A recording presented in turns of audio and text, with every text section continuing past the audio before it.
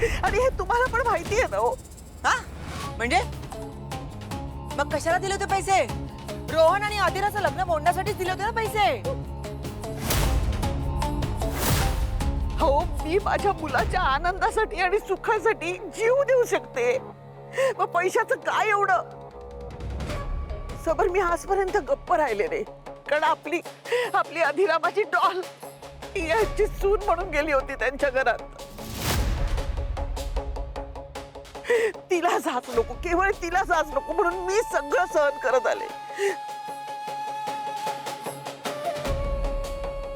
पण एवढं सगळं होऊन तुम्ही जर माझ्यावरच आरोप करत असाल ना, तर मला आज खरं खरं बोलावंच लागेल. मी हात जोडते, तुमच्या पाया पडते.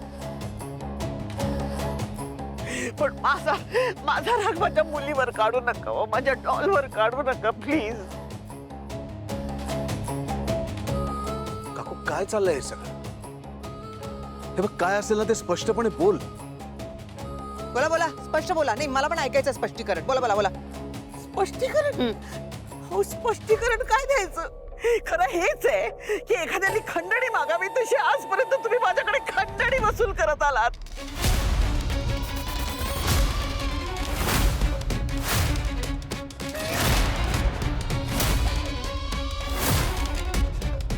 अगदी सुरुवातीपासून या बाई काही ना काहीतरी कारण करून माझ्याकडनं पैसे वसूल करतात.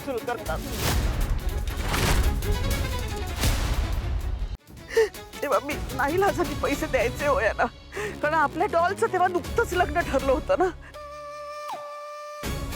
नाही नाही, तेव्हा मला असं वाटायचं की उगाच आतापासूनच कोणाची मनं दुखायला नको. आपली डॉल त्यांच्याकडे सून म्हणून जाणार आहे, सगळं चांगलं होऊ देत म्हणून हे सगळं करत होते मी.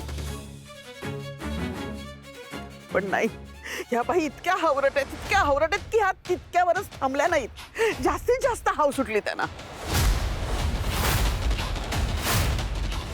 समोर तुला सांगते, ह्यांचा धीटपणा इतका वाढला की यांनी माझ्याकडे 4 BHK ची मागणी केली आता.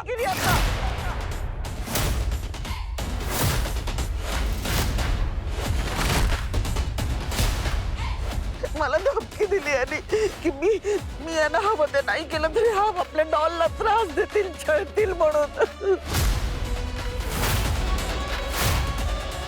त्या हेही म्हणाल्या की तुम्ही जर माझी मागणी पूर्ण नाही केली ना, तर मी तुमच्या आदिराला नोकरासारखं घरकाम करायला लावीन म्हणून.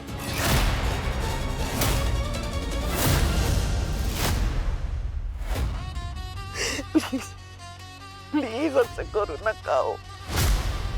नाहीये आमच्या डॉलला घरकामाची सवय. हो, खूप लाडात वाटली होती. समरने तिला तळ हाताच्या फोडाप्रमाणे जपलाय. हो, कसं जमेल तिला घरचं काम? ओ कुठे बोलताय तुम्ही? काय बोलताय काय? हा, सगळं खोटं आहे, मला माहिती आहे. तुम्ही यांचं ऐकू नका प्लीज, यांचं ऐकू नका. माझ्यावर विश्वास ठेवा. मी पुरावा दाखवलाय ना तुम्हाला. मग असं का वागताय तुम्ही सगळे?